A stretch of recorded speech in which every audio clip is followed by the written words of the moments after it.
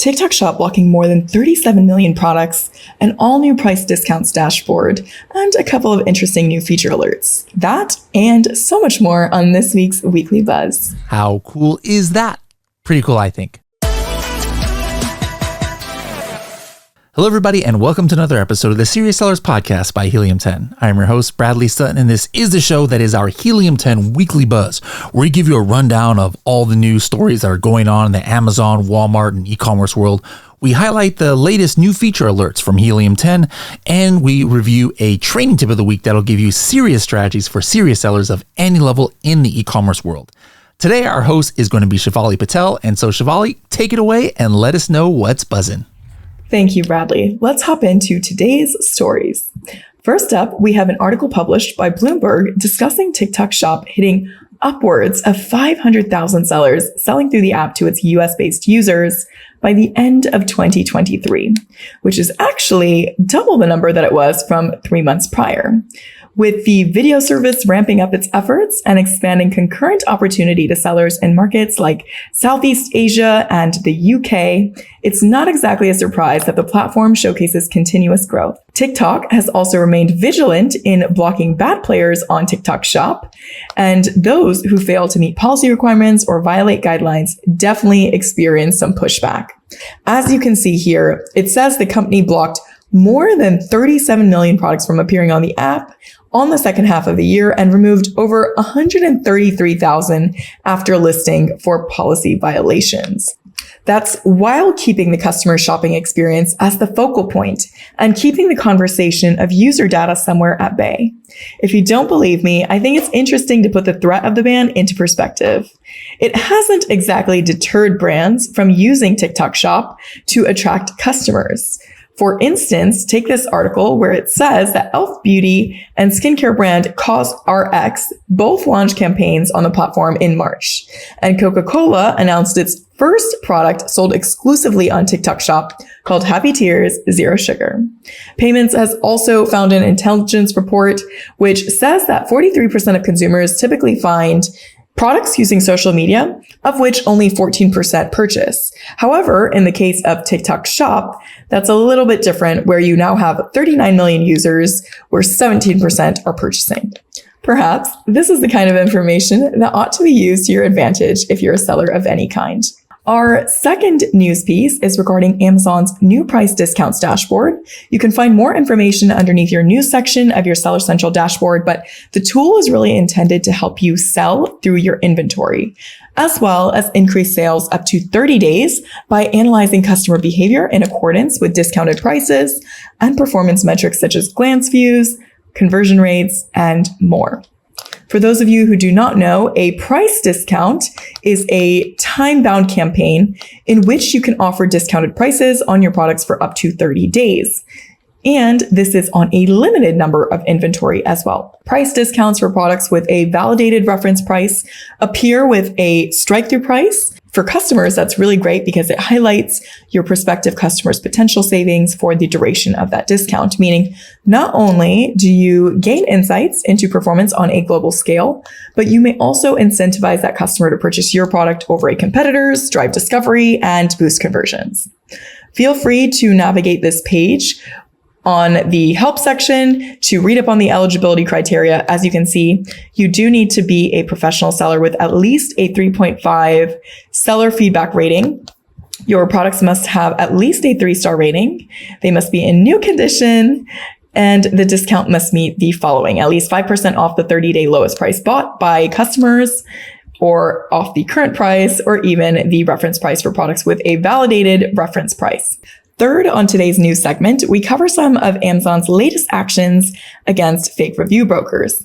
Amazon has actively been combating fake review brokers globally who deceive customers and harm selling partners. Employing both machine learning and human investigators, Amazon has supposedly blocked over 250 million suspected fake reviews from their store in 2023, guys.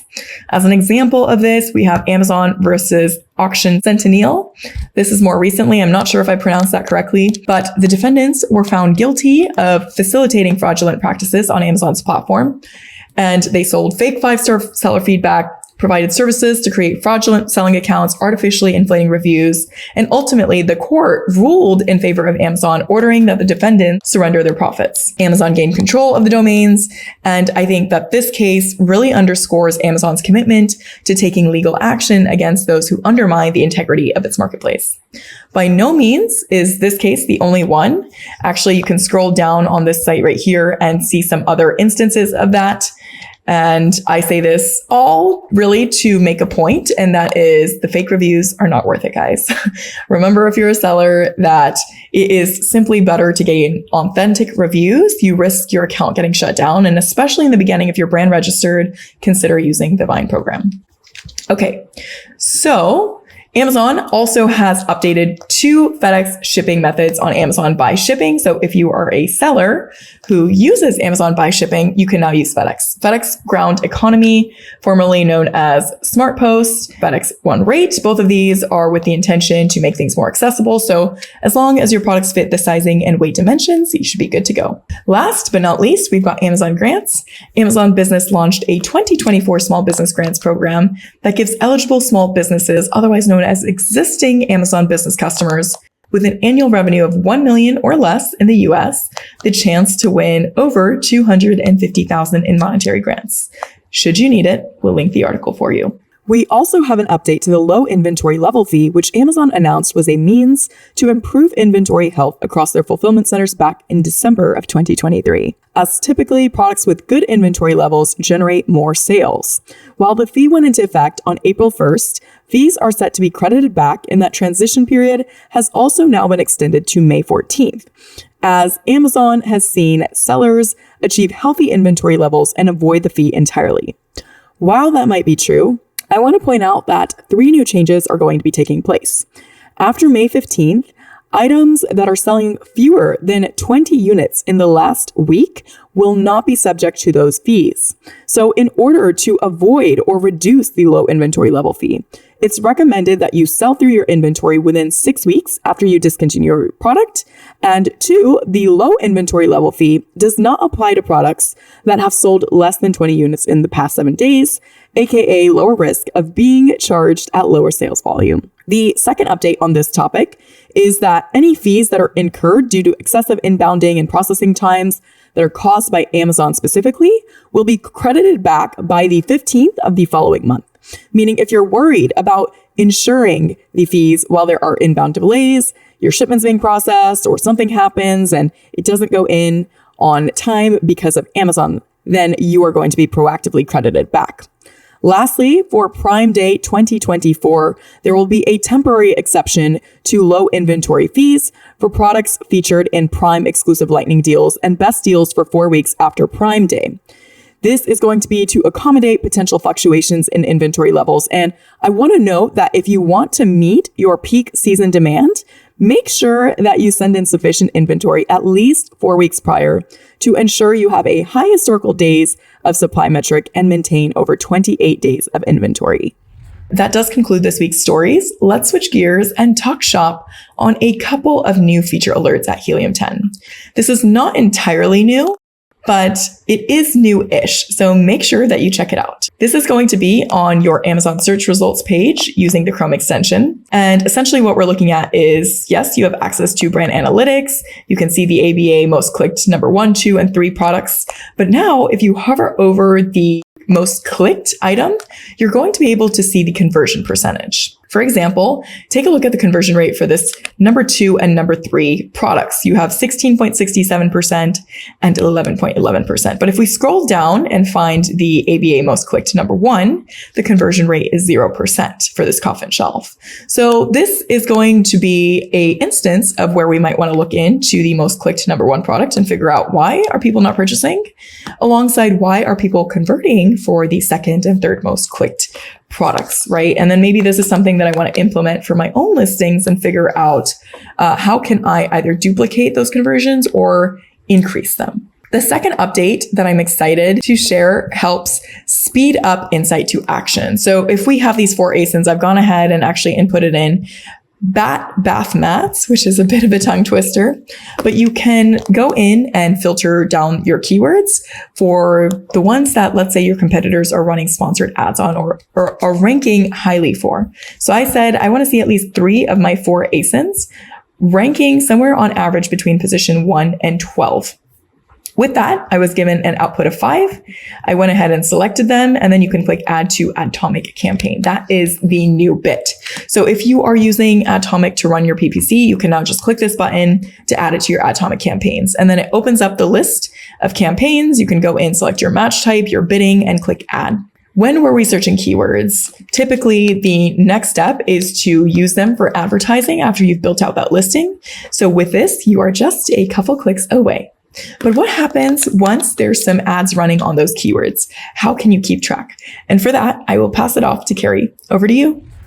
Hello, everyone. Today's training tip is how you can get a list of competitors that are actually targeting your ASINs. So that basically means anyone that's using product targeting ads to target your listing where customers actually have landed on your product detail page and they have their sponsored ads on your actual listing to try to steal your sales once customers land on your product detail page. So this is how you find out who those people are, and you can actually download a list. The first thing you're going to want to do is you want to go to your actual listing on Amazon. So as you can see, I've pulled up our coffin shelf listing. And then the next thing that you need to do is simply just go up to our Chrome extension and click on X-ray.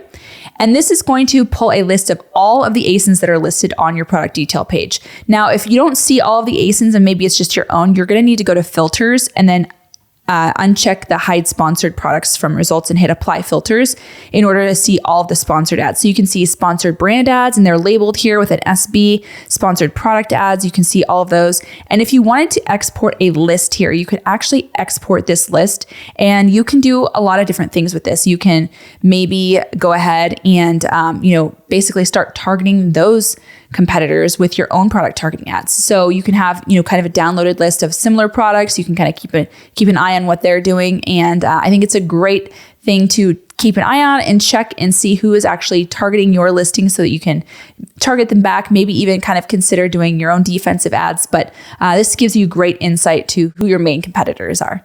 Check it out and let us know what you think. Amazing. Thank you so much for that, Carrie. That is it for this week's Weekly Buzz. I'll see you next time.